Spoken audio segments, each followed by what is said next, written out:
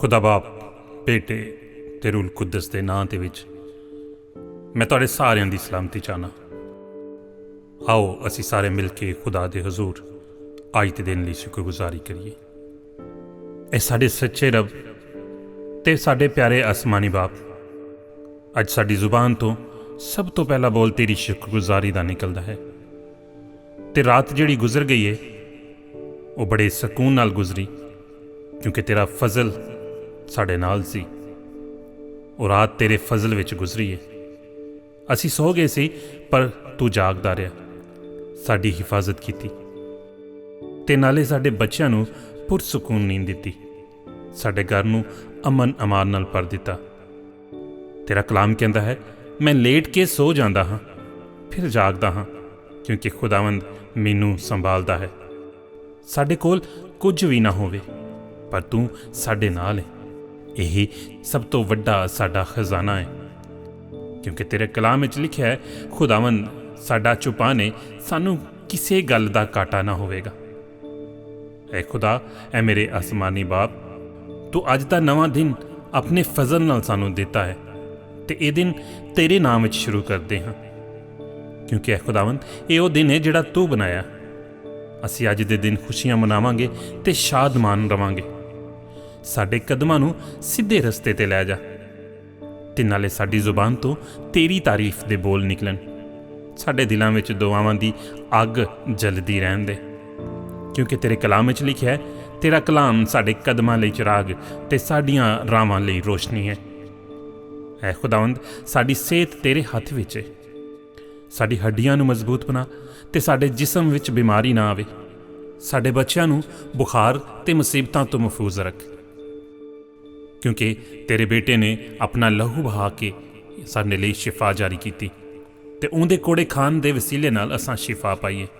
है खुदावंद, अज असीं तेरे हजूर दुआ करदे हां कि तू साडे बच्चिआं नूं इलम, अकल, फरमाबरदारी ते कामयाबी नाल भर दे।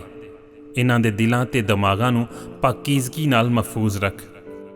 साडे बच्चिआं नूं हर बुरी सोबत तो, बुरी आदतों तो, बुरी नज़र तो बचा, क्योंकि तेरा कलाम कहता है कि बच्चिआं नूं उहदे राह ते चलाओ जिहड़े राह ते उहनूं जाना चाहिए, ताकि वह बुढ़ापे विच भी उस राह तो ना हटे।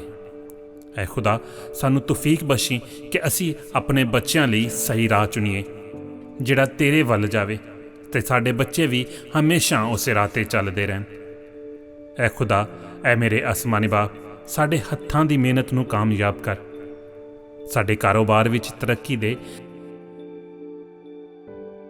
साडी रोटी रोजी नूं वाफर कर ते साडे रिज़क नूं पाक ते हलाल रख, क्योंकि तेरे कलाम विच लिखिया है कि खुदावंद दी बरकत ही माला माल करदी है। ते मेरा खुदा अपने जलाल विच यसू मसीह दे वसीले नाल तुहाडी हर लोड़ पूरी करेगा। है खुदा, अज असी जेड़े भी सफ़र विच जाइए, जिद्दे भी साडे कदम जान, असी जेड़े भी सफ़र विच निकलीए, तू साडे नाल रवी ते साडी हिफाजत करी।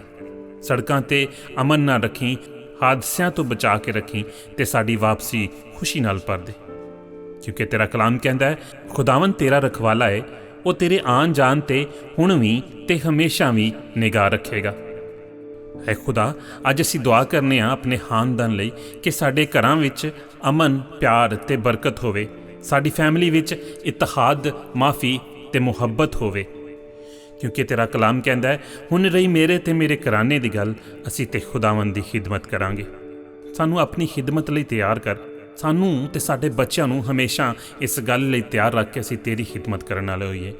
ऐ आसमानी बाप, साडी सारियां कमज़ोरियां साडे तो दूर कर दे।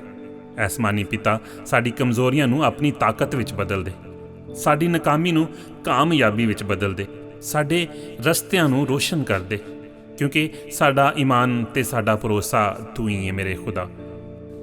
ऐ खुदा, तू अपने कलाम विच फरमाया है कि मेरा फजल तेरे लिए काफ़ी है, क्योंकि मेरी ताकत कमज़ोरी विच कामल हुंदी है। ते जदों अज दा दिन ढले और शाम हो जावे ते साडियां जुबानां ते फिर तेरी शुक्रगुजारी होवे। असी सारे दिन लिए फिर तेरी शुक्रगुजारी करिए, असी शाम मिल बैठ कर तेरे हजूर विच तेरी फिर शुक्रगुजारी करिए। खुदा, क्योंकि तेरे कलाम विच लिखिया है कि हर गल विच शुक्रगुजारी करो, क्योंकि मसीह यसू विच खुदावंद दी मर्जी तुहाडे लई इहो ही है। ਐ ਖੁਦਾ, ਸਾਡਾ ਈਮਾਨ ਹੈ ਕਿ ਤੂੰ ਆਪਣੇ ਬੇਟੇ ਯਿਸੂ ਦੇ ਨਾਂ ਦੇ ਨਾਲ ਸਾਡੀਆਂ ਸਾਰੀਆਂ ਦੁਆਵਾਂ ਨੂੰ ਸੁਣਿਆ, ਕਬੂਲ ਕੀਤਾ ਅਤੇ ਤੂੰ ਇਹਨਾਂ ਦਾ ਜਵਾਬ ਦੇਣ ਵਿੱਚ ਕਾਦਰ ਹੈ। ਸਾਡਾ ਈਮਾਨ ਹੈ ਕਿ ਅੱਜ ਜਿੰਨੇ ਲੋਕ ਇਸ ਦੁਆ ਨੂੰ ਸੁਣ ਰਹੇ ਨੇ ਉਹ ਆਪਣੀਆਂ ਬਰਕਤਾਂ ਨੂੰ ਪਾ ਚੁੱਕੇ ਨੇ ਅਤੇ ਉਹ ਹਮੇਸ਼ਾ ਤੇਰੇ ਨਾਂ 'ਚ ਮਹਿਫੂਜ਼ ਨੇ। ਅਸੀਂ ਇਹ ਸਭ ਕੁਝ ਮੰਗਦੇ ਅਤੇ ਪਾ ਲੈਂਦੇ ਹਾਂ ਤੇਰੇ ਪਿਆਰੇ ਅਤੇ ਸੱਚੇ ਨਾਂ ਦੇ ਵਿੱਚ। ਆਮੀਨ।